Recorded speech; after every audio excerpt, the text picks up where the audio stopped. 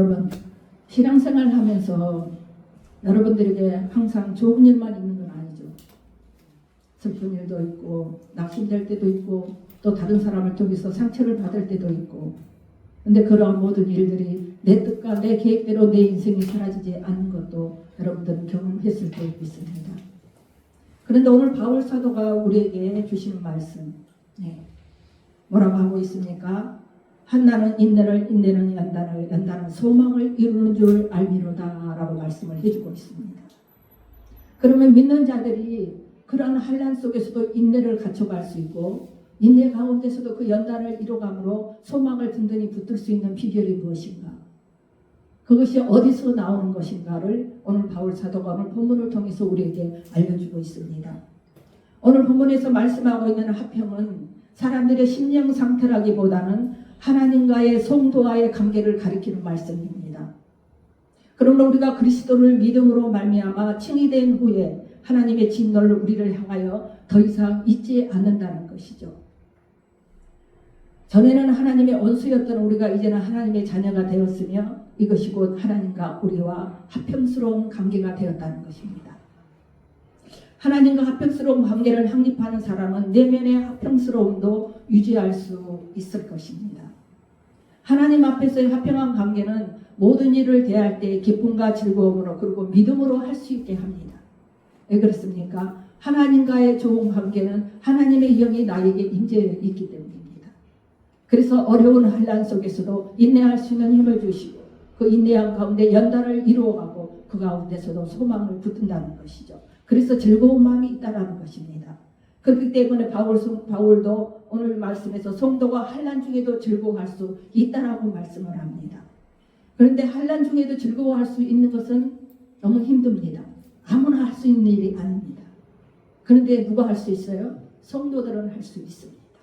어떻게 할 수 있습니까? 하나님의 영이 우리에게 마음의 깨달음과 감동으로 붙들어 주시고 인도하여 주시고 소망을 붙들 수 있는 힘을 주시기 때문입니다. 그래서 소망 중에도 여러분들 어떻습니까?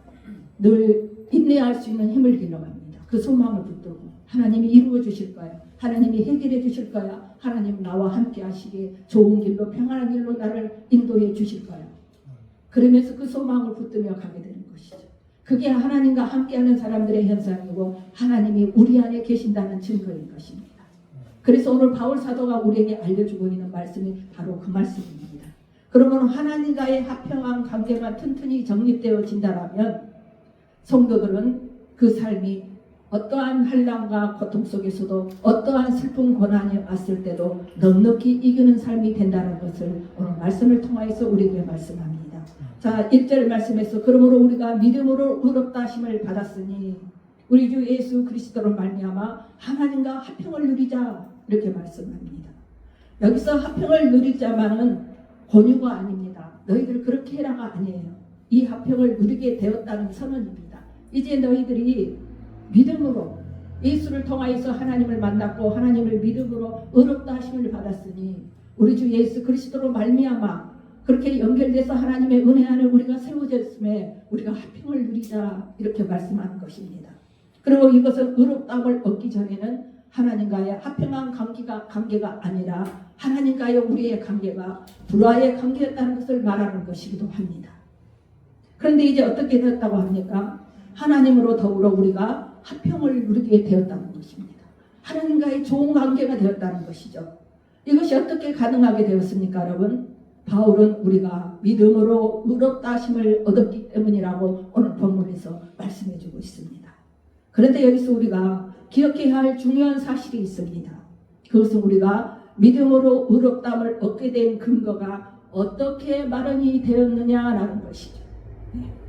우리의 힘으로 되는 것도 아니고 어떠한 사람의 권유에서 되는 것도 아니고 그러면 그 근거가 무엇이냐는 것이죠.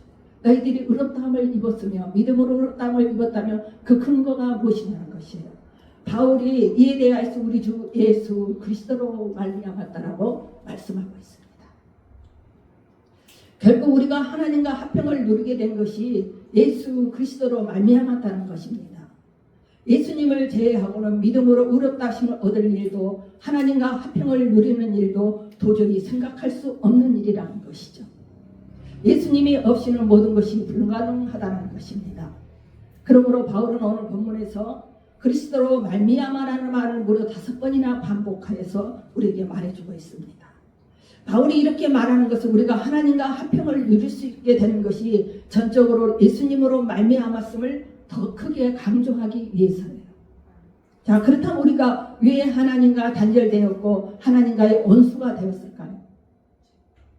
이사야 59장 2절 말씀을 보시게 되면 오직 너희의 죄악이 너희와 너희의 하나님의 사이를 갈라놓았고 너희 죄가 그의 얼굴을 가리어서 너희에게서 듣지 않으시게 함이니라 이렇게 말씀합니다.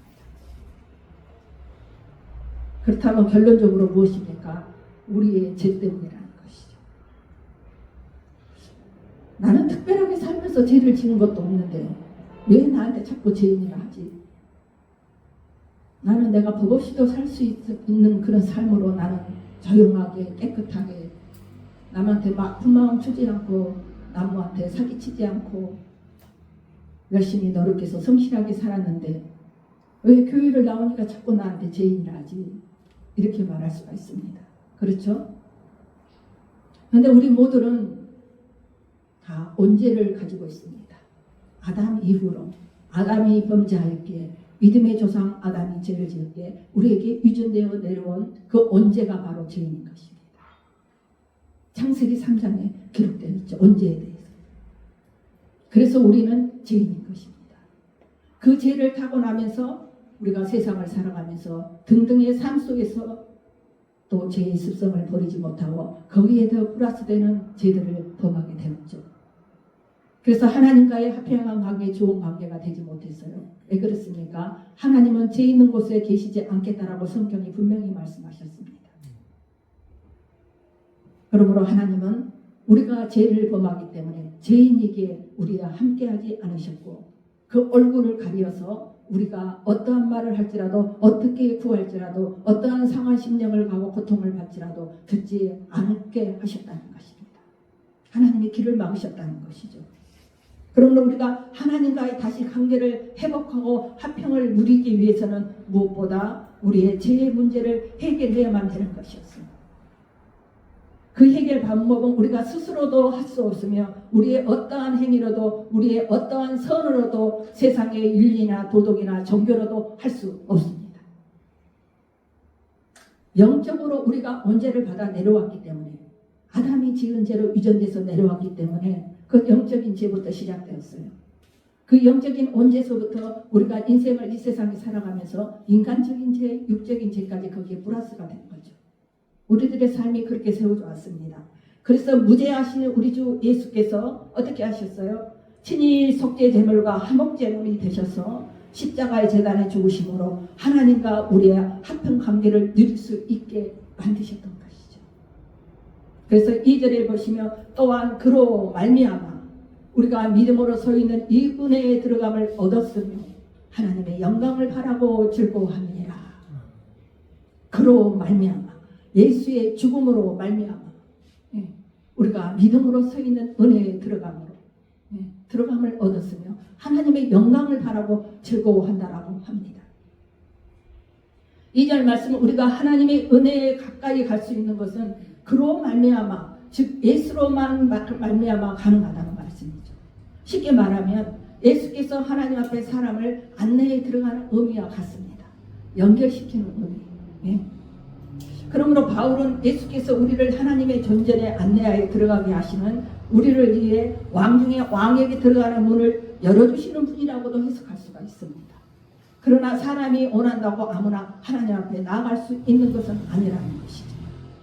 여러분, 우리가 하나님을 믿고자 하여도 우리가 하나님 앞에 내 마음대로 들어갈 수 있습니까? 영적인 체험을 할 수 있느냐는 것이에요. 아무나 할 수 없습니다.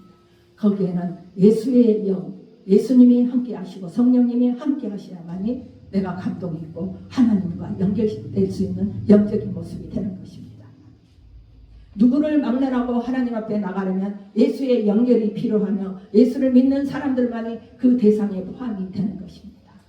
내가 예수를 믿고 나를 위해 죽으신 그 예수님을 인정하면서 그 주님을 사랑하고 감사한 마음을 가질 때 나의 안에 하나님께서 성령을 부으시고 그 영이 나에게 감동하셔서 그걸 깨닫게 하시고 그 진리 안에 우리가 세워질 수 있도록 붙들어 주신다는 것이죠. 그러므로 바울 사도는 예수로 말미암아 하나님과 화평한 관계에 있는 성도는 하나님의 영광을 바라고 즐거워한다는 것이죠. 우리가 죄인 되었을 때, 하나님과 원수되었을 때는 하나님의 영광을 바라고 즐거워하지 않습니다. 하나님의 영광이 무엇인지도 모르죠. 그리고 그것을 바라고 즐거워하지도 않습니다. 내가 잘 먹고 잘 살고 내가 편하게 살고 많은 것을 가지고 누리는 것에 만족하고 즐거워할 뿐이죠. 그리고 내가 영광받기를 즐거워합니다.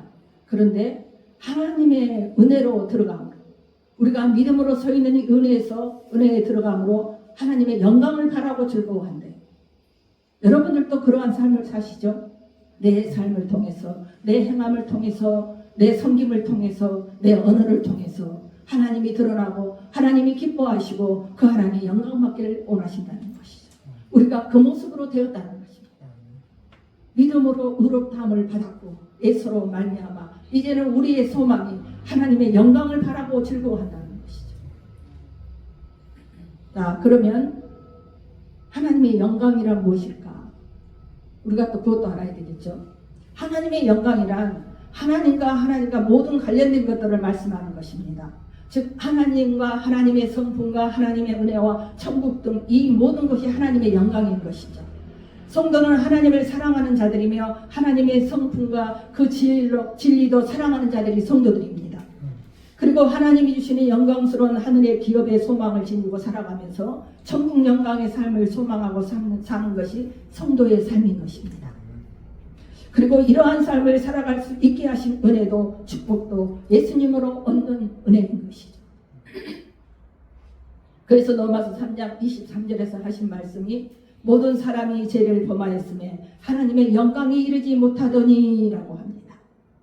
우리가 믿음으로 의롭다함을 받기 이전에 우리의 삶은 하나님과의 좋은 관계, 화평한 관계가 아니었고 원수의 관계였고 죄인의 관계였습니다. 그래서 모든 사람이 죄를 범했음에 하나님의 영광이 이르지 못하였다고 말하고 있습니다. 그런데 사람은 율법의 행위로도 하나님의 영광을 누릴 수 없으며 도덕적인 수양으로도 하나님의 영광이 이르지 못합니다. 우리가 살고 있는 이 세상은 예를 들면 마치 바다와도 같습니다. 이 바다를 향해 하는 인생들은 누구나 할 것 없이 인생의 제약에 폭풍에 시달리느라 평안을 얻지 못하고 있습니다. 세상 사람들 사랑하는 것처럼 아무리 부를 누려도 가진 것이 많다 해도 그들의 중심 가운데 평안이 있을까요? 그래 나는 평안해. 그분들이 영적인 평안이 아니라 육적인 평안을 누릴 수 있습니다. 일을 안 하고 가진 것이 많기에 그걸 누리면서 편안히 먹고 살 수는 있을 것입니다. 그런데 그 삶이 기쁨이 있고 감사가 있고 진실한 평안이 있느냐는 것이죠. 아니라는 것입니다. 내 안에 영혼이 평안하지가 않다는 것이죠. 여러분, 영이 열리고 영이 살고 영이 평안해 육도 평안한 것입니다. 근데 영혼이 내가 평안하지 않냐면 내가 아무리 많은 물질을 가지고 세상 권세의 모든 것을 누려도 내 마음에는 평안하지 않습니다. 뭐가 뻥 뚫린 것 같고 허전하고 늘 슬프고 모든 하는 일마다 잘 된다 할지라도 기쁨이 없고 감사가 없다는 것이죠. 그러므로 평안을 얻는 길은 하나뿐입니다. 이 바다에 항해하는 안전한 항해하는 항해를 항구에 닷을 내리는 것이죠. 이것이 무엇입니까? 예수를 믿는 것이 바로 이 항구에 닷을 내리는 일이기에 세상의 그 어떤 일보다 중요하다는 것이죠. 예수를 믿어야만이 평안을 누릴 수 있고 예수를 믿어야만이 하나님과의 화평한 관계가 될 수 있고 예수를 믿어야만이 그 하나님의 은혜에서 우리가 믿음으로 의롭다함을 얻을 수 있고 하나님과의 화평한 관계가 될 수 있다는 것이죠. 그래서 그 믿음으로 우리는 하나님의 은혜에 들어갔다라고 바울 사도는 말하고 있으며 이제 그 모습이 되었을 때 우리는 하나님의 영광을 바라고 즐거워한다는 것입니다. 그리고 예수를 통해 우리가 하나님께 갈 수 있는 그 은혜로 의롭다함을 받음으로 인하여서 하나님과 화평을 누리며 이전에서 이 은혜에 들어감을 얻으며라고 하듯이 들어간다는 것, 이 은혜에 들어간다는 것은 하나님의 영광의 보좌로 나아가는 것을 말씀하는 것이기도 합니다. 우리에게는 이 소망이 있다는 것이죠. 네. 이 영광을 바라고 우리가 즐거워한다는 것입니다. 우리는 인생이 이 땅에 사는 육적인 모습을 가지고 있는 것으로 끝나는 것이 아니라 우리 죽음 이후에 또 영광의 삶이 있다는 것이죠. 이러한 소망까지 우리가 붙들고 살아간다는 것입니다. 여러분, 현실에 만족하고자 예수를 믿는 사람들은 잘못 믿는 것입니다. 잘못된 믿음이에요. 현실의 이 세상에서 내가 만족하고 이 세상의 모든 것에서 문제에서 벗어나고자 예수를 믿는다라면, 그것만 가지고 예수를 믿는다면 그 믿음은 잘못된 것이죠. 우리에게는 영생의 은혜도 약속하셨고 천국의 소망도 약속하셨고 부활의 소망도 약속해 주셨습니다. 이러한 소망을 우리 모두가 다 붙드는 것이죠. 그래서 이 땅의 현실만이 아니라 이 땅의 현실에 하나님이 책임져 주시지 않아도 우리에게는 우리 생명이 거둬가셔도 우리 영혼이 하나님 앞에 다시 제 인생을 살 수 있는 영화로운 영광을 바라보는 즐거워하는 모습으로 우리를 세워주셨다는 것입니다. 그러므로 우리 성도들은 천국 영광의 소망을 두고 살 수 있는 것이죠.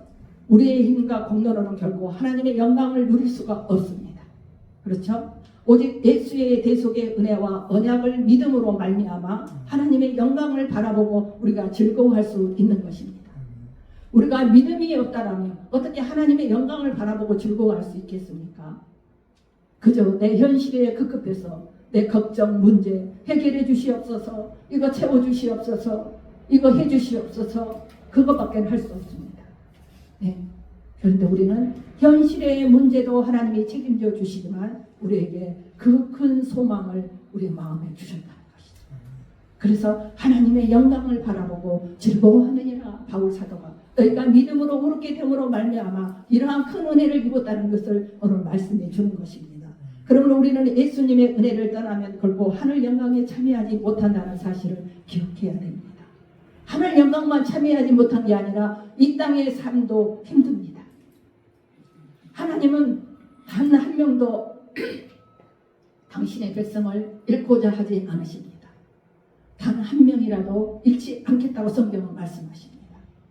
하늘에 의인이 99명이 있어도 이 땅에 죄인 한 명이 회개할 때 기뻐하신다라고 하나님은 말씀합니다. 하나님은 그런 분이십니다. 그러므로 우리가 하나님을 떠나면 영광에만 참여하지 못하는 것이 아니라 이 땅에 사는 삶, 하나님의 은혜와 보호하심과 인도하심, 그거를 우리가 체험할 수도 경험할 수도 없다는 것이죠. 물론 천국에 대한 소망도 빼앗기게 될 것입니다. 그러므로 우리는 하나님의 영광에 대한 소망을 주신 예수님께 감사하는 성도가 되어야 할 것이고 이 소망을 크게 붙들고 죄악 세상과 사단의 공격을 극복해 나가는 성도들이 되어야 하는 것이죠. 그 믿음이 있을 때 세상도 이길 수 있고 그 믿음이 있을 때 사단의 공격도 우리는 이기고자 하는 담대함이 생기는 것입니다. 그 믿음이 없으면 아무 의욕이 없어요. 사단이 나를 찔리는지 사단이 나를 흔들어 보는지 사단이 내 인생의 삶 속에서 무엇을 방해하는지 무엇이 지금 역사하고 있는지도 모릅니다. 내 환경 속에서 하나님의 도우심의 손길이 지금 무엇이 오고 있고 하나님이 나에게 무엇을 요구하시니 그 사인도 분별하지 못합니다. 그러므로 3절 4절을 보십시오. 뭐라고 하십니까? 다만 이뿐만이 아니라 우리가 환난 중에도 즐거워하나니 환난은 인내를, 인내는 연단을, 연단은 소망을 이루는 줄 알미로다. 여러분, 기독교인이라고 해서 환난이 없는 것은 아니라고 제가 늘 말씀드립니다. 그런데 이 하나님을 바르게 알지 못하고 말씀을 바로 모르는 분들은 예수만 믿으면 금방 인생이 바뀔 걸로 생각합니다. 예수만 믿으면 복을 받을 걸로 생각합니다. 이것은 전적으로 지도자들이 잘못 가르친 것이에요. 네. 그러나 믿음으로 의롭다 하심을 받은 자는 장차 하나님의 영광에 참여할 소망이 있으므로 즐거워할 수 있는 것이며 한 걸음 더 나아가서 환난 가운데 있다 할지라도 기뻐하는 신앙의 차원까지 나갈 수 있다는 것을 오늘 바울 사도가 말씀해 주는 것입니다. 여러분 3절을 보시면 환난 중에도 즐거워한다라고 분명히 말씀하고 있죠. 네. 환난 자체는 결코 즐거운 것이 아니고 즐거워할 수도 없습니다. 그런데 어떻게 즐거워할 수 있겠습니까? 환난은 고통입니다. 환난은 나에게 어려움과 고난이 다가오는 것을 환난이라 합니다. 물질이 될 수 있고 사람으로 인해서 고통을 받을 수 있고 환경을 통해서 고통을 받을 수 있고 여러 가지 생업의 일터에서 어려운 일로 고통을 받을 수가 있는 것이 환난인 것이죠. 그런데 어떻게 우리가 즐거워할 수 있겠습니까? 우리가 환난 너머에 있는 영광을 바라본다라면, 환난만 보지 말고 환난 너머에 있는 하나님의 은혜를 바라본다라면 환난 중에도 즐거워할 수 있다는 것입니다. 그런데 많은 성도들은 내게 주신 환난, 내게 닥쳐온 환난만을 가장 크게 생각합니다. 내가 이걸 믿음으로 극복하고 하나님께 매달려서 하나님께서 이 문제를 해결해 주시는 은혜를 입을 때 그 이후에 나에게 돌아온 것이 무엇인가, 그 이후에 나에게 있어질 것들이 무엇인가를 내다보지 못한다는 것이죠. 한 걸음 더 나가서 보지 못한다는 것이죠. 근데 우리는 그게 돼야 된다는 것입니다. 성도들은. 그래서 어떻게 즐거워할 수 있냐, 제가 물었듯이 우리가 환난 넘어 있는 영광을 바라본다라면 능히 환난 중에도 즐거워할 수 있다라고 말씀드렸습니다. 그런데 여러분, 우리가 이 세상을 살아갈 때 내 마음과 내 뜻대로 잘 되고 내가 물질이 풍성해지고 많은 것을 내가 누리고 있을 때 행복합니다. 그래서 그 행복한 마음을 가질 때 내 마음이 기쁨이 주는 것은 당연합니다. 하지만 고통을 당할 때는 번민을 가져오게 됩니다. 그렇죠? 그게 정상입니다. 고통을 내가 당하고 고난을 당하고 환난을 당하고 이제 번민이 오고 슬픔이 오고 아픔이 오는 것은 정상이라는 것이죠. 그러나 성도는 환난 중에도 기뻐할 줄 아는 비밀을 가진 자들이라는 것입니다. 어떻게? 믿음으로 의롭다 하심을 받았으며 하나님께서 소망을 붙들 수 있는 은혜를 주셨어요. 그래서 그 환난과 인내와 연단 과정을 거쳐가면서도 소망을 붙드는 것이죠. 하나님을 의지하고 있는 것이에요. 하나님이 나를 사랑하시기에, 나를 위해서 예수님을 죽게 하셨기에, 그 사랑의 확증을 보여주셨기에 나를 버리지 아니하실 것이고 내 문제도 해결해 주실 것이고 나를 또 다시 한번 하나님으로 인해서 감사와 기쁨이 넘치는 삶으로 바꿔주실 것이라는 소망을 붙든다는 것이죠. 여러분들도 다 아시죠? 그 환난을 기뻐할 줄 아는 비밀을 가진 자라고 말씀드렸듯이 그것은 환난 자체가 좋아서가 아니라 그 환난이 곧 끝날 것과 그 환난이 환난으로만 그치는 것이 아니라 그 환난을 통하여서 더욱더 큰 소망을 불러일으키기 때문에 환난의 진정한 가치는 그 결과로 성도가 인내와 연단을 통하여 더욱더 큰 소망을 갖게 되기 때문이라는 것입니다. 이해가 가십니까? 그래서 바울은 로마서 8장 18절에서 생각하건대 현재의 고난은 장차 우리에게 나타날 영광과 비교할 수 없도다 이렇게 말씀합니다.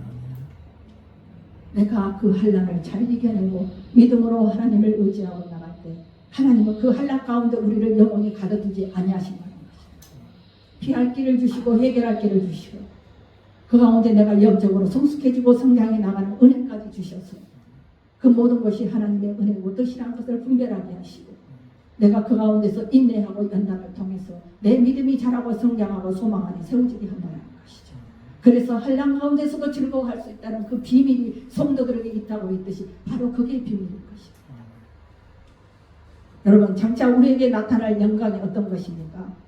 그것은 천국의 영광입니다. 우리가 감히 상상하기조차 어려운 영광인 것이죠. 그리고 그 영광은 일시적인 것이 아니라 영원한 것입니다. 그에 비해 우리가 세상에서 당하는 환난은 어떻습니까? 그것은 일시적입니다. 영원하지 않아요. 그러므로 우리가 환난 너머에 있는 영광을 바라본다면 우리는 넉넉히 환난 중에도 즐거워할 수 있다는 것입니다. 바울 사도가는 우리에게 그걸 말씀하는 것이에요. 이것이 기독교의 신앙입니다. 이게 진실한 성도들이 갖춰야 할 자격이에요. 그런데 조그만 바람에도 흔들리고 조그만 어려움에도 넘어져 버리고 조그만 슬픈 일에도 꼬꾸라져 버리는 그러한 분들은 믿음이 약하다는 것입니다. 믿음이 확실하게 갖고 있지 않다는 것이죠.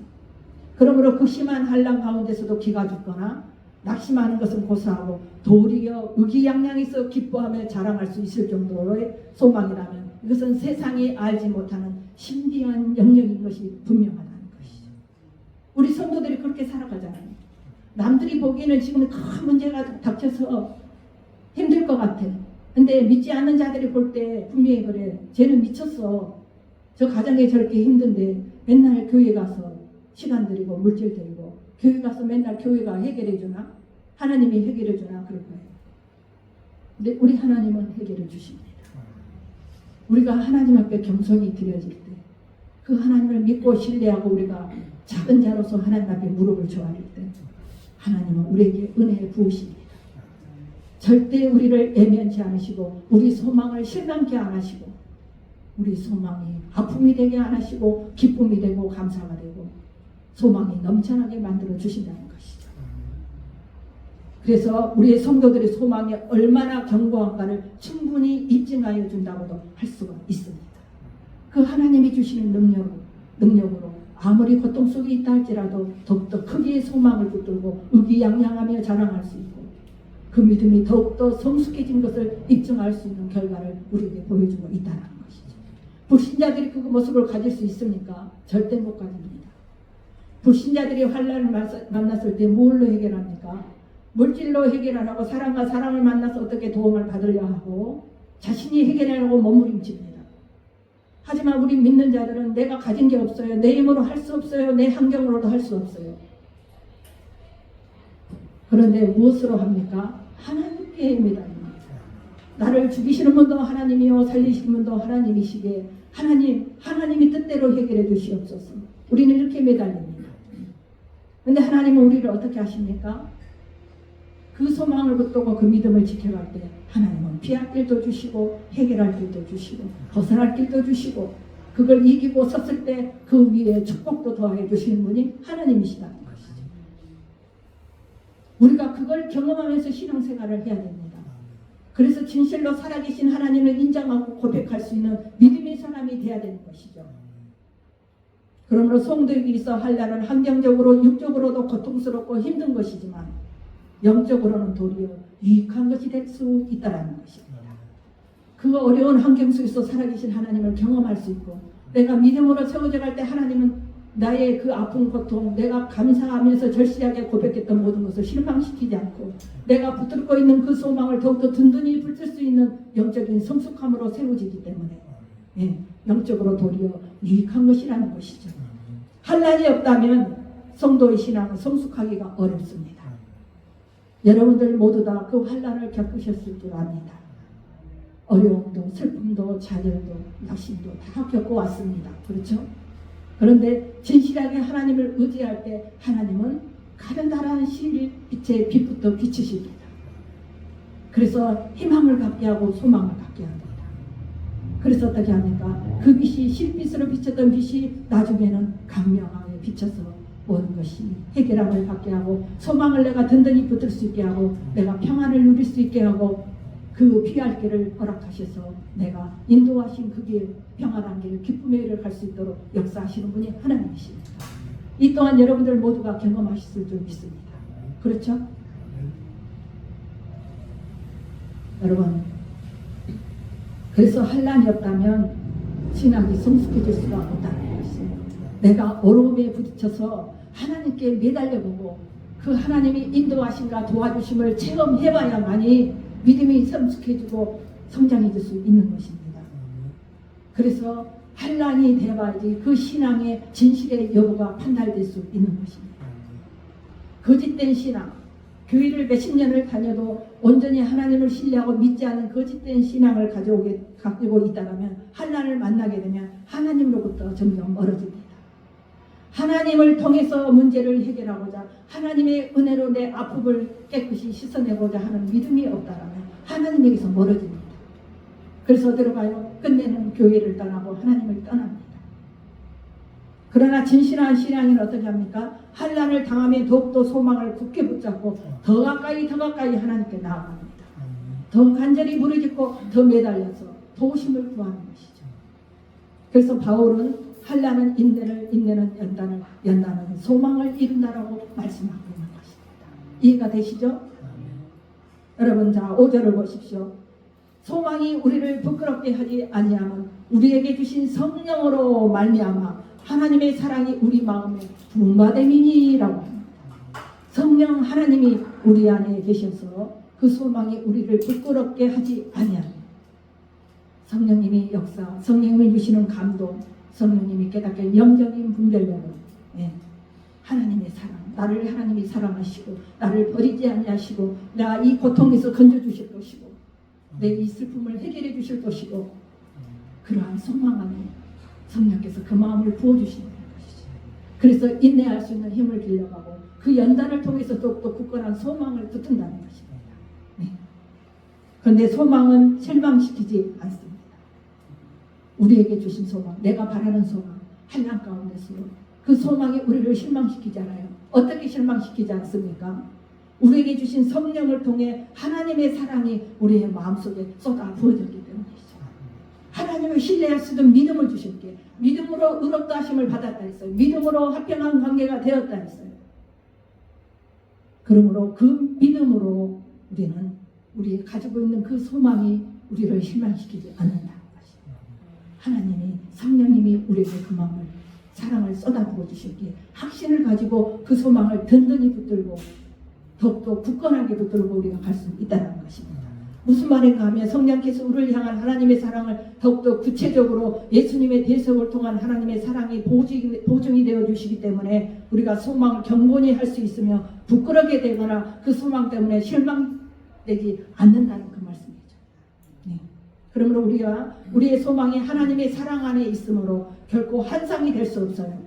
거짓 환상이 될 수 없으며 또 성도인 우리는 그 소망을 견고히 잡고서 담대히 행할 수 있으며 하나님은 성령을 통해 하나님의 무한한 사랑을 우리에게 쏟아 부으셨으므로 설사 우리가 하나님을 거역하고 설사 우리가 하나님을 배반한다 할지라도 하나님은 우리를 쉽게 포기하지 않으시는 것입니다. 우리에게 사랑을 쏟아 부으셨기에 그 사랑을 쏟아 부으신 그 자리에 그 영적인 자리에 하나님의 은혜를 깨닫게 하시고 하나님의 손길을 느끼게 한다는 것이죠. 그래서 배반하고 거역했을지라도 다시 돌아올 수 있는 은혜를 베푸신다는 것입니다. 하나님은 그런 분이십니다. 이것이 바로 소망이 견고한 이유인 것입니다. 6절에서 그래서 뭐라 하십니까? 우리가 아직 연약할 때의 기약대로 그리스도께서 경건하지 않는 자를 위하여 죽으셨도다. 기약대로가 언제입니까? 하나님의 뜻대로. 뜻하신 나를 기약대로라고 말씀하잖아요. 그래서 그리스도께서 경건하지 않는 자를 위하여 죽으셨도다. 그때가 언제입니까? 우리가 죄인이었을 때, 우리가 하나님과 관계가 좋지 않고 원수의 관계였을 때 예수께서 우리를 위하여 죽으셨다는 말씀입니다.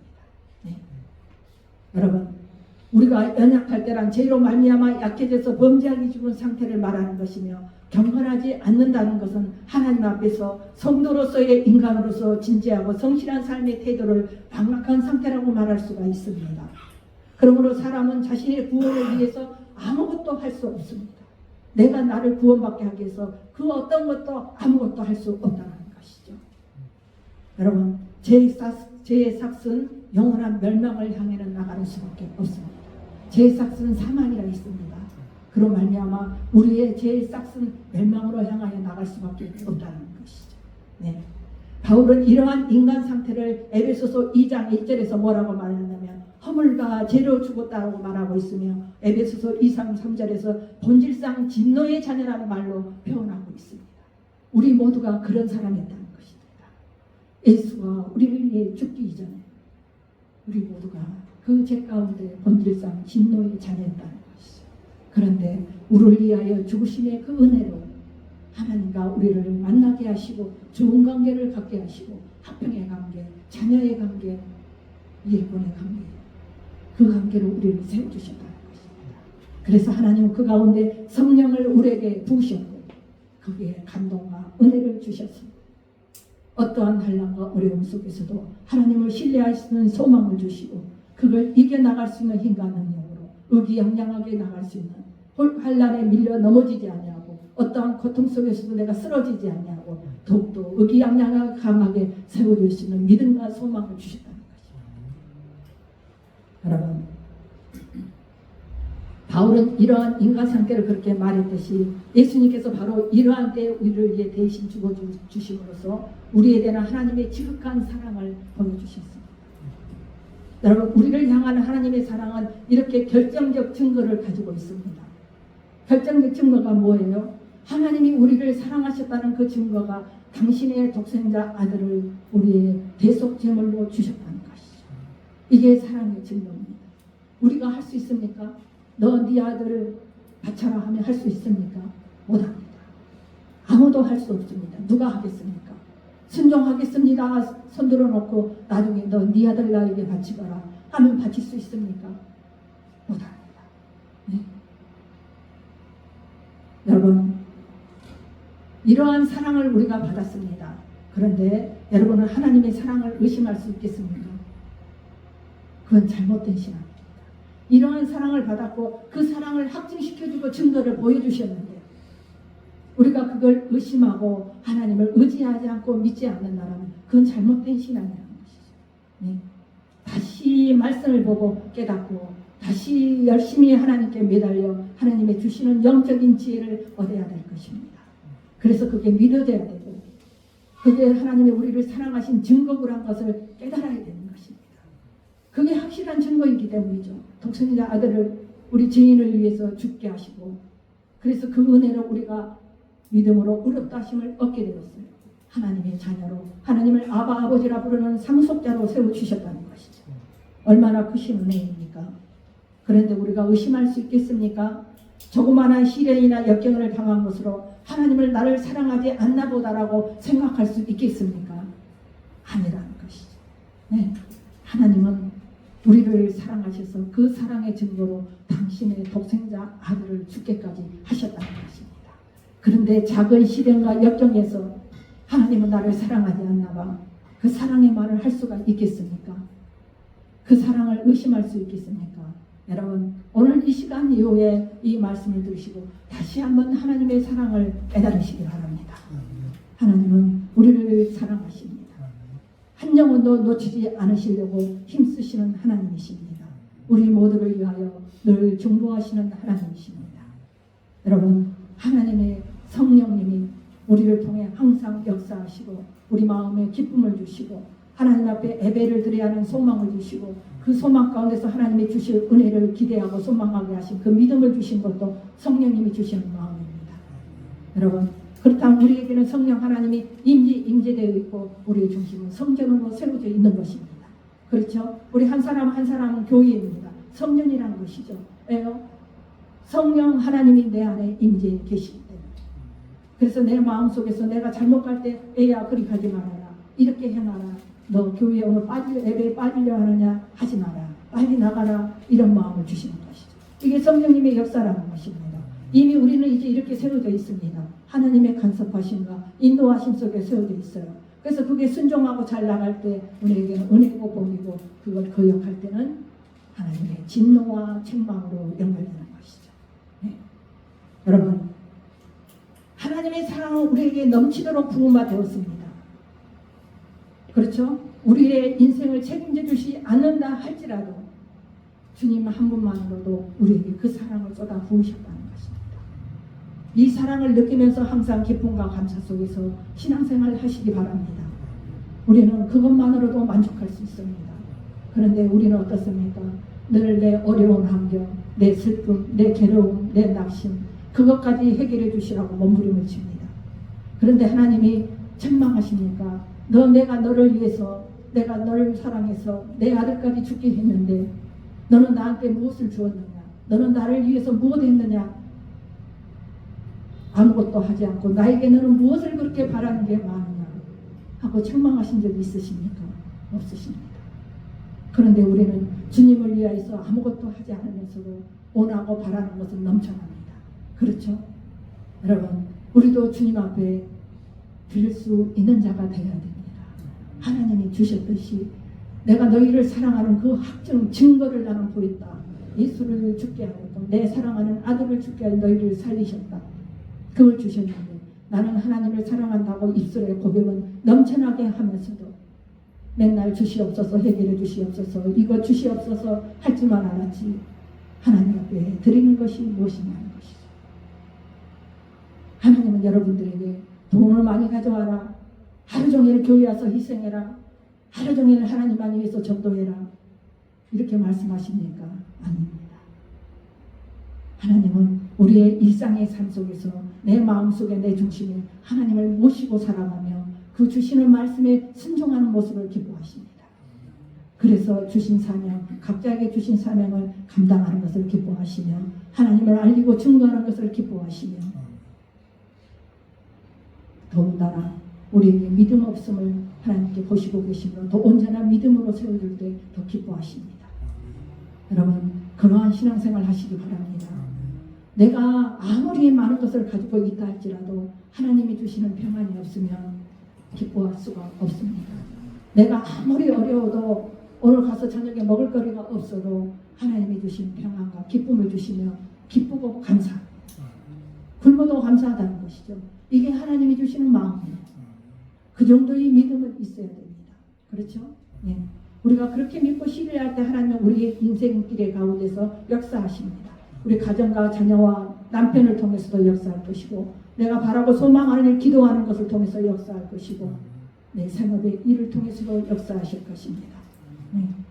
제가 여러분들에게 늘 말씀하죠. 하나님 앞에 희생해라. 온전히 드려져라. 그래야 은혜가 임한다.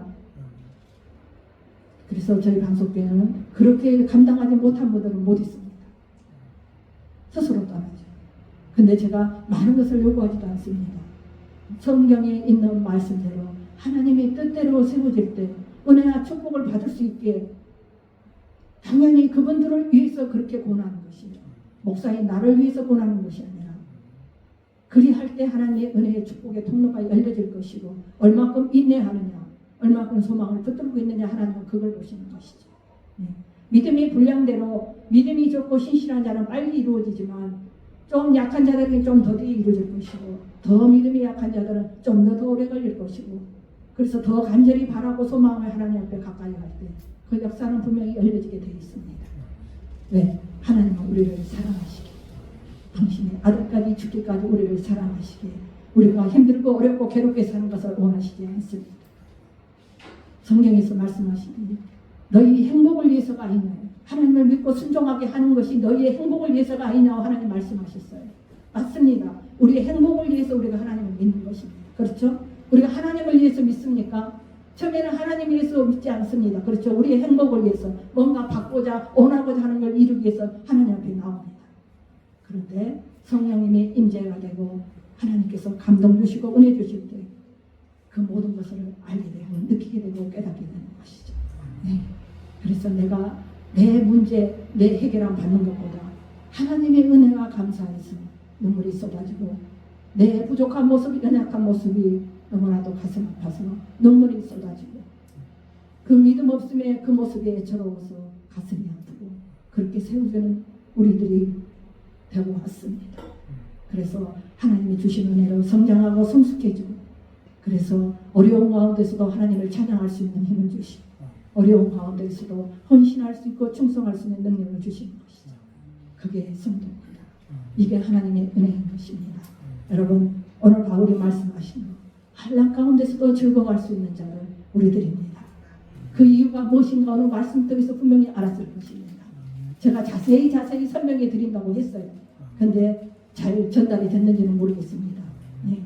그래서 잘 깨달으시고 내가 이렇게 세워져야 되구나. 내가 어려움이 있다 해도 이렇게 하나님을 섬겨야 되구나 하는 그러한 생각을 가지시고 그 가운데서 믿음을 더욱더 세워가시고 하나님을 사랑하시고 의지하며 헌신하시는 여러분들이 되시길 바라겠습니다. 네, 말씀 마치겠습니다. 여러분 성도는 내세적 영광의 소망으로 즐거워할 뿐만 아니라 환난 가운데서도 즐거워한다고 오전에 말씀 들었습니다. 하나님과 화평한 관계에 들어간 성도들은 환난에서 오히려 삶의 힘을 충전받습니다. 왜 그렇습니까? 성령 하나님이 역사하시고 감동 주시고 깨닫게 하셔서 그 환난을 이길 수 있는 것을 믿음으로 허락하게 하시고 성령님께서 도우심으로 그 믿음이 더욱더 성숙해짐으로 인내할 수 있는 힘을 주시고 그 환난과 인내와 연단 속에서 소망을 더욱더 든든히 붙들 수 있게 해주시기 때문입니다. 그런데 우리가 대부분의 성도들을 보게 되면 이미 믿음이 연약하신 분들은 조그만 환난이 오면 그 환난을 이겨내지 못하신 분들이 있습니다. 아니 예수님 왜 나한테 이렇게 하십니까? 내가 어떻게 했는데 나한테 이런 일을 만나게 하십니까? 왜 저한테는 이렇게 하십니까? 그렇게 묻는 질문을 하시는 분들이 있습니다. 그런데 우리가 하나님의 뜻을 성경을 통하여서 우리가 깨닫게 되면 그 모든 것이 하나님의 섭리라는 것을 알게 됩니다.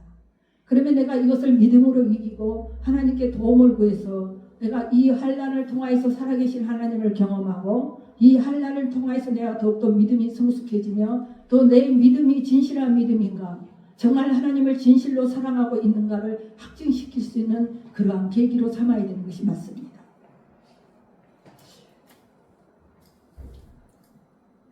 비가 와서 집에 빗물이 집에 새어 들어오기 전에는 그 지붕에 어디에서 구멍이 났는지 알 수 없잖아요. 그러고 그와 똑같이 우리는 환난을 경험해 보아야만 자신의 신앙의 약점을 내 자신이 스스로 발견하고 고칠 수 있다라는 것입니다. 그냥 평안하고 그냥 모든 것이 채워져서 흡족하면은 내 신앙이 뜨뜻미지근한 그대로밖에 갈 수가 없습니다. 그런데 내가 환난을 당하고 어려움과 시련을 당할 때에 내가 진실로 하나님을 의지하고 있는가를 내 신앙의 자세를 발견할 수 있다는 것이죠. 그래서 환난이 영적으로 더 유익하다고 오전에도 말씀드렸고 환난을 통해서 우리가 믿음으로 성장해 나갈 수 있는 가정이 된다는 것이죠. 그리고 그 환난을 통해서 진실한 성도인지 가짜 성도인지도 드러난다는 것입니다. 그래서 내 자신이 환난을 통해서 그걸 깨달아서 고칠 부분은 고쳐가고 세워져야 할 부분은 세워져야 하는 것이 맞다라는 것이죠. 여러분, 환난은 성령께서 능히 우리로 하여금 이길 수 있는 한도까지만 허락하십니다. 성경에 하나님이 뭐라고 말씀하셨어요? 감당할 만한 시험을 주신다고 했어요. 어떠한 고통과 고난이 내게 당할지라도 내가 감당하지 못하고 쓰러져 버리고 죽어버리는 그런 일을 만나게 하지 않으신다는 것입니다. 우리가 감당할 수 있을 만큼의 분량이 되기 때문에 그만큼만 주신다는 거예요. 그래서 그걸 감당하게끔 만들어 가시는 게 성령님의 역사입니다. 그런데 그 또한도 힘들어가고 내가 감당할 수 없느라고 두 손 두 발 다 들고 하나님께 멀어집니다. 그건 가짜 신앙의 모습이라는 것이죠. 그래서 신앙의 침체 시에 환난이 찾아온다라면 그 환난을 통해 강한 믿음의 소유자로 변화되는 기회로 생각해야 되고 그 환난을 겸허히 받아들여야 됩니다. 환난이 어느 시대에 많이 찾아옵니까? 내가 하나님 앞에 잘못을 범했을 때 깨닫게 하기 위하여서 하나님은 어려운 환경을 주십니다. 또 내가 하나님 앞에 행해야 할 일들을 바로 행하지 못하였을 때 아니면 내가 더 믿음에 성숙하고 연단되어져서 더욱더 큰 일꾼으로 세우기 위해서 그 과정을 겪어가기 위해서 훈련시키기 위해서 주는 환난도 있습니다. 그렇다면 그 환난 속에서 우리가 많은 것을 발견해야 됩니다. 나의 믿음이 잘못된 것도 발견해야 되고 하나님의 역사하시고 도우심도 발견하고 체험해야 되고 그 환난이 그렇게 유익한 거예요. 그게 우리는 슬프고 괴롭고 고통스럽다 할지라도 우리에게 주어진 그것은 우리에게 유익한 거라는 것이죠. 그래서 신앙의 성숙이 되어지고 내 연약한 부분이 깨달아지고 더욱더 하나님을 사랑하고 하나님의 은혜를 체험할 수 있는 계기가 된다는 것이죠. 그래서 오히려 즐거워하고 감사하고 기뻐할 수 있다는 것이 바울의 말씀이 맞다는 것입니다. 여러분 7절 8절을 보시면 의인을 위하여 죽는 자가 쉽지 않고 선인을 위하여 용감하게 죽는 자가 혹 있거니와 우리가 아직 죄인 되었을 때 그리스도께서 우리를 위하여 죽으심으로 하나님께서 우리에 대한 자기의 사랑을 확증하셨느니라 이렇게 말씀합니다. 7절 말씀에 의인을 위하여 죽은 자가 쉽지 않고 선인을 위하여 용감하게 죽은 자가 혹 있거니와 이렇게 말씀하는데 이 말은 드물기는 하지만 의로운 자를 대신해서 죽는 사람이 간혹 있을 수도 있다는 그 말이죠. 그런데 세상에는 의로운 자를 대신하여 죽음을 당하며 사람들에게 칭송을 받는 사람이 혹 있습니다. 그들은 정의를 추구하고 앞장선 사람 또는 선한 일을 많이 하는 사람들을 위해 기꺼이 자신의 목숨을 바치는 사람도 있다는 것이죠. 그러나 어떤 사람도 어떤 단 한 사람도 죄인을 위해서는 목숨을 버리지 않는다는 것입니다. 그렇죠? 사람들은 죄인을 향해서 목숨을 버리는 것이 아니라 비난만 하고 정죄만 할 뿐입니다. 의인을 위해 죽는 일도 쉽지 않거늘 어떻게 죄인을 위해 죽을 수 있겠습니까? 그렇죠? 어느 누구도 할 수 없을 것입니다. 그러나 우리 예수님은 죄인을 위해 죽으셨습니다. 우리가 죄인 되었을 때, 우리가 하나님과 원수되었을 때 그 죄인들을 위해서 우리 예수님은 죽으셨다는 것이죠. 즉 우리는 예수님의 대속 사건 이전까지 죄 있는 상태였으며 하나님과 불화한 상태였으며 하나님께 대하여 절대적인 상태에서 계속 머물러 있었다는 것입니다. 그러므로 예수님께서 구원코자 하신 이들을 의인이 아니라 죄인들이었고 하나님의 친구가 아니라 하나님의 원수된 모습이었다는 것입니다. 그런데 이러한 죄인을 위하여 죽으신 예수님의 사랑은 참으로 놀라운 사랑이며 엄청난 은혜가 아닐 수가 없다라고 말씀드릴 수가 있는 것이죠. 그래서 8절의 말씀에 우리를 위하여 죽으심으로 하나님께서 우리에 대한 자기의 사랑을 확증하셨느니라 하듯이 예수님의 십자가 대속 사건이 하나님의 사랑을 입증하는 결정적 증거라는 것이죠. 오전에도 계속 말씀드렸죠. 하나님의 사랑은 우리가 눈으로 볼 수 있고 느낄 수 있고 확연하게 드러났습니다. 그러죠? 우리가 볼 수 있고 느낄 수 있잖아요. 예수님이 죽으셨고. 예. 그런데 9절 말씀을 보시면 그러면 이제 우리가 그의 피로 말미암아 의롭다 하심을 받았으니 더욱 그로 말미암아 진노하심에서 구원을 받을 것이니 이렇게 말씀합니다. 즉 바울은 지금 예수님의 십자가를 통해 확증된 하나님의 사랑의 근거로 해서 성도의 구원의 확실성을 강조하고 있어요. 네. 예수님이 죽으심으로 우리가 구원을 받았다는 것입니다. 네. 바울의 이러한 확신대로 우리의 구원은 의심할 수 없는 사실이라는 것이죠.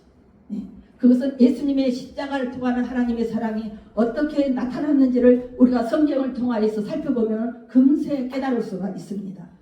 6절에서 바울은 뭐라고 말합니까? 우리가 아직 연약할 때, 8절에서 우리가 아직 죄인 되었을 때, 10절에서 우리가 원수 되었을 때 예수님께서 우리를 위하여 죽으셨다고 말씀하고 있습니다.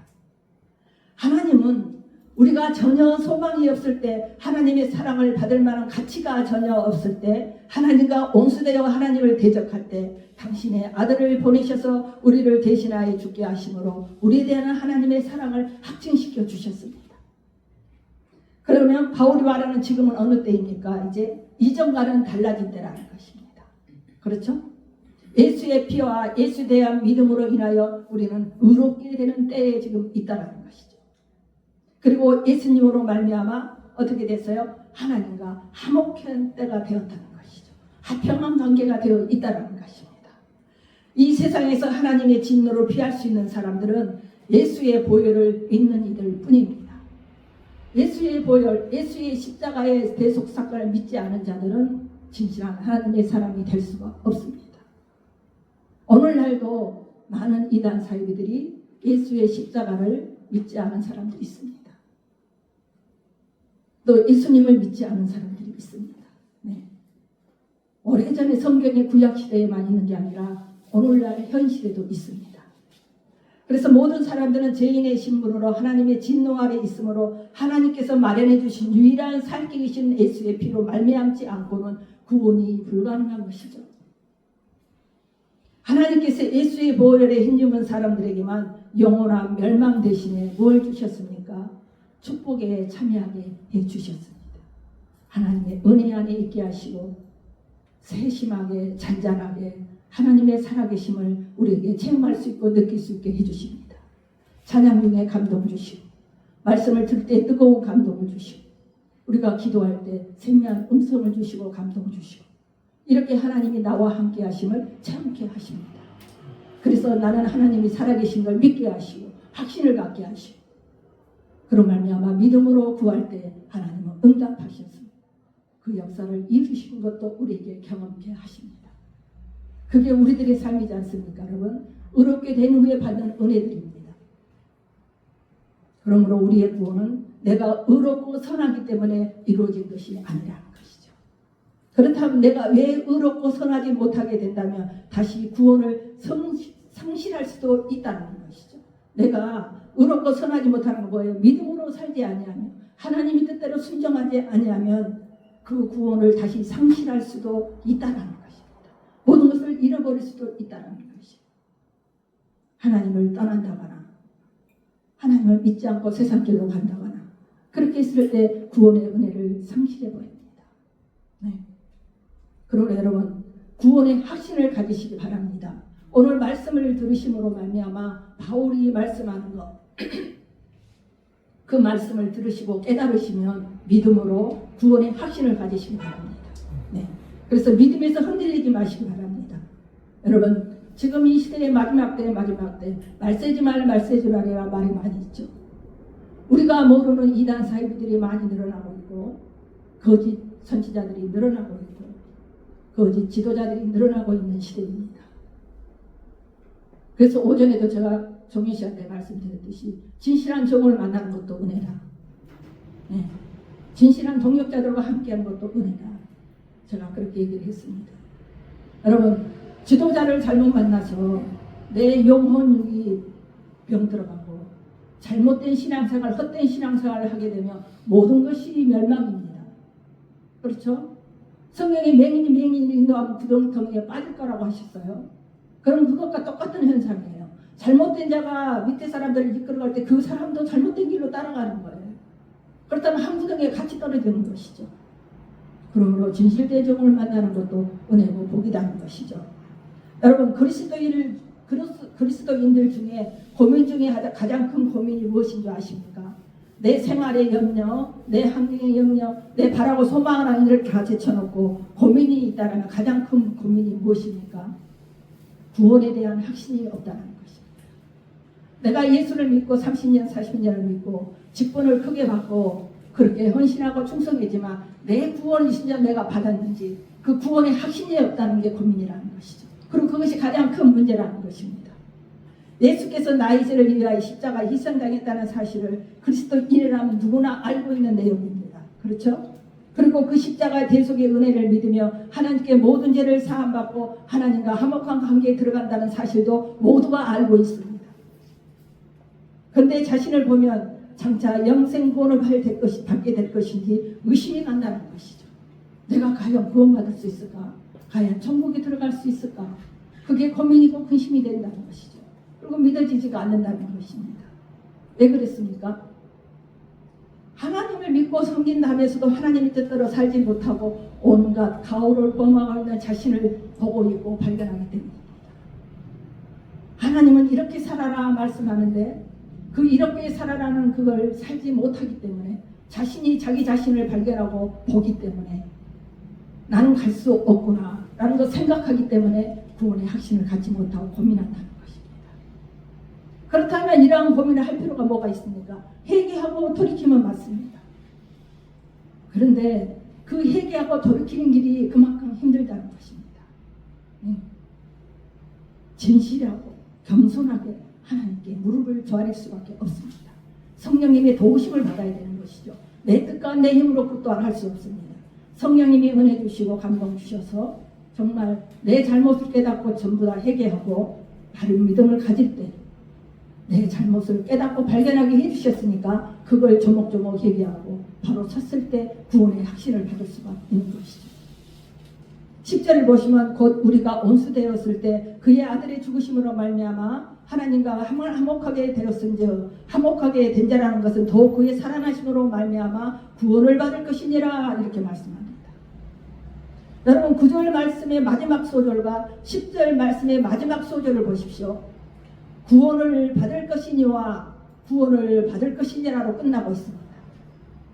자, 그러면 이 말씀을 잘 보시기 바랍니다. 모두가 미래형이에요. 앞으로 그렇게 될 것이라는 거예요. 장차 구원을 받게 될 것이라는 그 말씀이에요. 자, 이 말을 역으로 우리는 아직 안전한 구원을 받는 것은 아니라는 것이죠. 우리는 이미 구원을 받았기도 하지만 동시에 아직 구원을 받지 않는 것이기도 하다라는 것입니다. 무슨 말인지 이해가 가십니까? 다시 말하면 이미 구원을 받았을 때 아직은 완성된 구원이 아니라 불완전한 구원을 받고 있다는 것입니다. 우리가 안전한 구원을 받으려면 영육간의 영생하는 천국에 들어가야 됩니다. 그게 안전한 구원을 이루는 거예요. 완성된 구원. 네. 그런데 그러한 일을 예수께서 오셔서 이 세상을 심판하실 때의 미래의 일이며 우리 생명이 거두어졌을 때 하나님 앞에 섰을 때의 결과입니다. 그게 구원의 안성입니다. 그 이전에 이 땅에 사는 동안 예수의 보혈의 공로로 우리가 구원을 받았어요. 그런데 그건 안성이 아니라는 것이죠. 왜? 우리가 이 세상에 살 때는 육적인 삶을 삶으로 우리가 천국에까지 영생복까지 받을 수가 없기 때문에 아직 안성이 안 된 구원이라는 것입니다. 그런데 우리가 그 안성을 이루는 것은 천국에 들어가고 하나님께서 약속하신 영생복을 받기까지 받을 때의 안성된 구원이 이루어지는 것입니다. 그래서 구원을 받는 동시에 받지 않는 구원이 될 수가 있다고 말씀을 드리는 것입니다. 여러분, 성도는 구원에 있어서 이미와 아직 사이에 있습니다. 이미 구원을 받았지만 아직 안성이 안 된 구원 속에 우리가 있다는 것입니다. 그래서 우리는 이 사이를 흔히 뭐라고 말하냐면 성화의 기간이라고 말합니다. 성화, 달라지고 변화되는 것, 하나님의 뜻 안에 세워지는 것, 그 기간이라는 것이죠. 그래서 온전한 믿음으로 성결하게 거룩하게 겸손하게 하나님의 성품을 닮아가는 그 과정, 성화의 과정이라는 것이죠. 그래서 그렇게 될 때에 천국에 들어갈 수는 오케이 사인이 떨어져야 우리는 들어갈 수는 것이고 아니면 잘못 살아간다면 우리는 탈락되는 것이죠. 그렇다면 구원의 안성을 이루지 못하는 것입니다. 그래서 우리 모두는 그 길을 가고 있어요. 그 안성을 이루기 위한 길을 가고 있다는 것이죠. 그래서 우리는 이 사실을 잘 알아야 됩니다. 그래서 이미 구원받은 사실로 인해서 감사하고 기뻐하되 자만하지 말아야 되며 긴장감을 갖고 안전한 구원에 이르기까지 더욱 바른 신앙생활을 해나가야 한다는 것입니다. 그러나 여러분, 바른 신앙을 통해서 여러분이 구원받는 자임을 입증해 보이실 뿐만 아니라 장차 마지막 때의 안전한 구원, 즉 영화에 다 들어가는 축복을 누리시는 분들이 되시길 바랍니다. 우리가 그 일을 위해서 지금 가고 있지 않습니까? 그 일을 위해서 하나님은 인도하시고 이끄십니다. 우리를 전국 백성으로 들이시기 위하여 그 길을 인도해 주시고 너희 이렇게 살라고 하지 않았느냐, 이렇게 살아라 말씀을 배운 자를 통해서 늘 주시고 깨닫게 하시고 성령님을 주셔서 우리에게 감동 주시고 은혜 주셔서 그 길을 갈 수 있는 힘과 능력으로 이끌어 가시는 것입니다. 네. 11절을 보십시오. 그뿐 아니라 이제 우리로 화목하게 하시는 우리 주 예수 그리스도로 말미암아 하나님 안에서 또한 즐거워하느니라. 그뿐만이 아니라는 것입니다. 영생 구원을 얻은 그것만, 구원 안성을 이룬 그뿐만이 아니라 이제 우리로 화목하게 하신 우리 주 예수 그리스도 말미암아 하나님의 안에서 또한 즐거워한대요. 그렇다면 성도는 무슨 이유로 즐거워하는 생활을 할 수 있습니까? 여러분, 우선은 모든 죄를 하나님께 용서받은 자에게 즐거워하는 것이죠. 주님을 몰랐을 때 우리는 하나님의 친구가 아니고 원수였어요. 하나님을 대적하던 자들이었어요. 그런데 이제는 하나님과 좋은 관계, 의로운 관계, 화목한 관계가 되었어요. 예수로 말미암아. 그래서 모든 죄를 용서받았어요. 우리는 깨끗한 자들이에요. 그래서 즐거워한다는 것이죠. 우리는 어제도 말씀드렸듯이 아담 안에서 죄의 유전을 받게 되었고 죄인으로 태어난 존재입니다. 그래서 이게 언제라고 부르죠? 어제도 말씀드렸어요. 사람은 태어나서부터 하나님께로 언제로서 정죄받는 상태입니다. 또 언제로 말미암아 타락한 본성을 지니게 됩니다. 그래서 하나님의 뜻을 거스르는 죄를 범하고 사는 것이죠. 때가 돼서 하나님이 때가 돼서 우리가 그 때를 정해놓은 시간에 우리를 부르시고 택하실 때 그때는 누가 전도를 할 수가 있고 아니면 누가 이끌어줄 때가 있고 내 마음에 감동이 있어 예수를 믿고 싶고 교회를 나가고 싶은 마음이 있고 그러한 감동을 주셔서 하나님께 나오게 됩니다. 이것은 내 스스로가 된 게 아니라 성령 하나님의 역사로 하나님의 기약대로 하나님의 정해놓은 시간대로 우리가 하나님 앞에 나오는 것이죠. 그래서 하나님 앞에 서야 할 자들을 서게 하시고 하나님을 위하여 교회를 위하여 일할 자들을 세우시고 사명자들을 세우셔서 하나님은 하나님의 나라를 확장해 나가는 일을 역사하십니다. 그래서 우리 모두는 하나님의 동역자라고 제가 말씀드리는 거예요. 하나님의 일을 함께하기, 하나님은 우리를 도우시고 깨닫게 하시고 감동과 은혜로 채워주셔서 교회를 세워가는 마음을 주시고 한 영혼 한 영혼 전도해서 하나님 나라의 확장을 넓혀가게 하는 것도 하나님이 주시는 마음이고 능력이라는 것이죠. 그래서 하나님의 확장을 함께 해나가는 하나님의 독용자라는 것이죠. 그래서 우리들은 큰 일뿐입니다. 네. 그래서 하나님은 그러한 자들을 기뻐하신다고 말씀하셔요. 네. 여러분, 그러면 우리가 해결할 수 없는 죄의 문제를 예수님께서 대신 해결해 주셨어요. 그래야 대속의 은혜를 입은 믿는 사람들은 누구나 하나님께 값없이 은혜다함을 받게 되었어요. 이 기쁨으로 우리는 하나님을 사랑하게 됩니다. 그렇죠? 여러분들도 하나님을 사랑하시죠? 이 기쁨으로 하나님의 함께 하신 은혜로 내 죄를 용서하시고 살려주셔서 자녀 삼으시고 일꾼 삼으시고, 그래서 그 하나님을 사랑하게 됩니다. 이 기쁨으로 우리는 우리를 하나님의 의의 도구로 드리게 됩니다. 무슨 말이에요? 하나님을 위하여, 교회를 위하여 헌신하고자 한다는 것이죠. 나를 들여서 희생하고 헌신하고 충성해서 하나님께 드려져서 힘이 되어주고 하나님 나라가 확장되어주고 한 영혼이라도 살리기 위해서 노력하며 교회를 세워가는 그러한 일꾼으로 서게 된다는 것이죠. 그걸 우리가 의의 도구로 드려지기를 원한다는 것입니다. 여러분, 성도들이 누리는 이 기쁨과 즐거움은 영원한 것입니다. 누가 주셔요? 성령님이 내 안에 임재하신 성령님이 주시기 때문에 내가 하나님을 위하여 일할 때, 교회를 위하여 일할 때 그 기쁨은 더욱더 충만해집니다. 그것은 하나님이 기뻐하시기에 그 마음을 우리에게 전달하는 것입니다. 하나님이 원하시는 일, 기뻐하신 일을 하기 때문에 나에게도 기쁨이 넘치는 것입니다. 여러분들이 한 영혼 전도해서 그 영혼을 믿음으로 세우기 위하여 기도해 나갈 때, 또 그 영혼이 자라고 싹이 돋아서 잎이 자라고 열매를 맺고 성장해 나갈 때 얼마나 기쁘고 감사합니까? 내가 성장해 나가는 것보다 더 기쁘고 감사합니다. 그렇죠? 느껴보셨죠? 네, 그 똑같은 거예요. 네. 성도들이 누리는 이 기쁨의 즐거움, 그래서 영원한 거라고 말씀드리는 것이며, 왜냐하면 영원하신 하나님의 영광을 얻기 때문에 우리가 이런 모든 일을 행했을 때, 하나님이 기뻐하신 뜻 안에서 기뻐하신 일을 감당했을 때 하나님은 모든 것을 아시고 계십니다. 그래서 우리가 하나님 앞에 섰을 때, 우리가 두 번 죽는다고 말씀드렸잖아요. 이 세상에 살 때 육적인 죽음이 죽어지고 하나님 앞에 불려갔을 때 영생 영벌이 있다고 말씀드렸어요. 그때 영벌로 가는 죽음, 영생으로 살아가는 그 과정이 있다고 말씀드렸습니다. 예. 그러므로 우리는 그 하나님께 영생으로 영광을 얻기 때문에 우리가 기뻐하고 즐거워하며 그 일을 감당할 수 있게 되는 것입니다. 여러분, 우리가 신앙생활을 하면서 이 나이에 비해서 많은 것을 세상에서 경험하고 체험하신 분인 줄 믿습니다. 그런데 하나님을 믿는 이 삶이 얼마나 감사한가를 우리는 깨달게 됩니다. 내가 하나님의 은혜를 깨닫지 못하여서 그 하나님을 바르게 몰라서 신앙생활을 잘못할 때도 있었고, 그 하나님을 바르게 믿지 못해서 내가 한량 근심 속에 있을 때도 있었고, 그 한량 근심 속에서 이 한량 근심이 왜 나에게 왔는지조차도 모르면서 인생길 눈물로, 고통으로, 힘듦으로 걸어갈 인생길이 있었습니다. 그런데 그걸 바로 알고 깨달을 때 정답은 가까이에 있었던 것이죠. 우리 모두는 그걸 알아야 됩니다. 네. 사단이 주는 시험도 있어요. 하나님 주시는 시험도 있다고 제가 늘 말씀드립니다. 하나님이 주시는 시험은 우리를 믿음에 더욱더 성장시켜서 연단하고 인내를 이루게 하시고, 사단이 주는 시험은 흔들어서 넘어지고 꼬꾸라져서 하나님 앞에 믿음으로 서지 못하게 하는 과정을 이끌어가는 것이죠. 여러분, 이 세상에는 두 가지 영만 존재합니다. 두 가지 영이 뭐가 있어요? 사단의 영, 하나님의 영, 성령.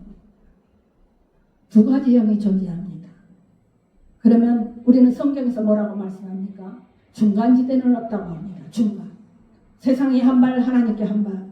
그건 없다고 합니다. 뜨겁든지 차든지 하나님은 그렇게 하라고 말씀합니다. 뜨겁든지 더웁든지 하나님은 토해내겠다라고 하셨습니다. 그러면 우리는 어떻게 해야 돼요? 한 곳에 마음과 모든 것을 모아야 됩니다. 그것이 어디예요? 하나님께 한 마음과 한 몸 모든 것을 모아서 정성을 드려야 되는 것이죠. 여러분, 사단의 역사는 우리를 파멸로 끌고 갑니다. 사단의 역사는 우리를 그냥 평안하고 안전하게 구원도 주고 영생을 주는 것이 아니라 파멸로 끌고 가서 너무나 힘들고 비참하게 만들어버립니다. 처음에는 물질도 줍니다. 처음에는 이루도 줍니다. 힘도 나게 합니다. 하지만 나중에는 파멸이라는 것이죠. 그게 사단의 계략입니다. 하나님 앞에 구원도 받지 못해요. 은혜도 받지 못해요. 네.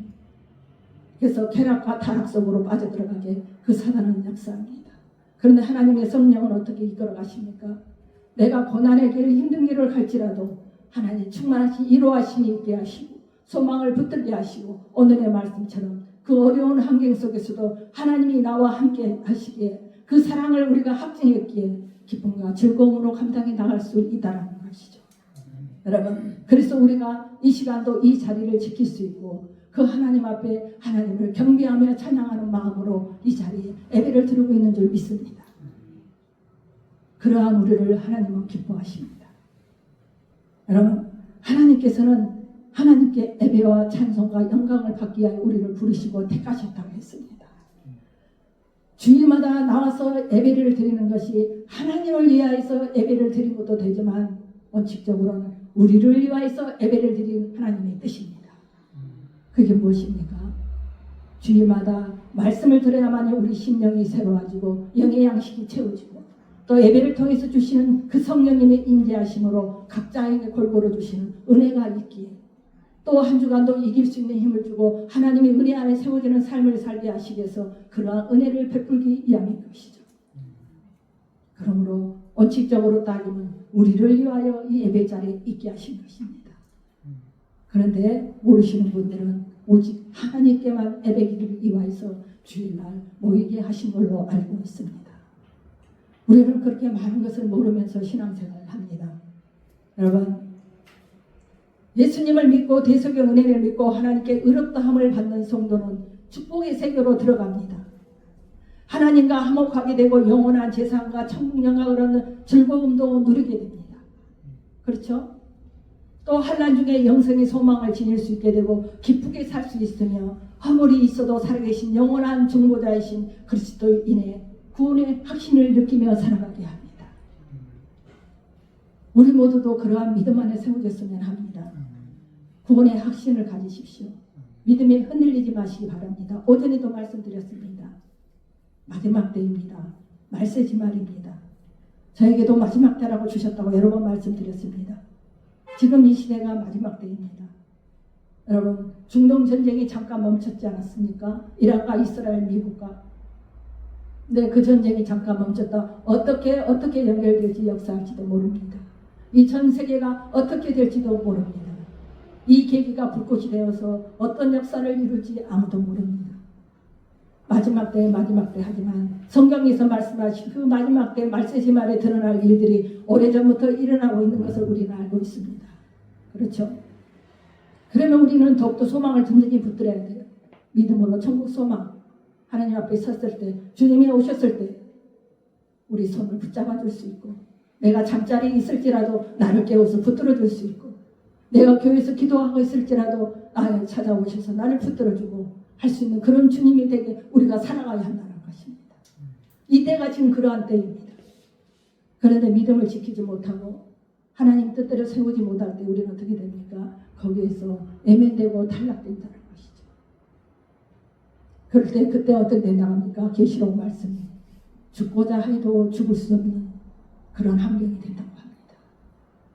그때는 불로 심판을 하셔서 내가 고통스럽고 힘이 들어서 빨리 내가 죽어버렸으면 좋겠지만 그 생명조차도 끊어지지 않아서 고통 가운데 있게 된다고 말씀합니다. 계시록 말씀에 그게 있잖아요. 그만큼 힘든 상황을 보낸다는 것입니다. 여러분, 그렇게 비교해 볼 때 우리는 충분히 은혜 받는 사람들입니다. 그렇죠?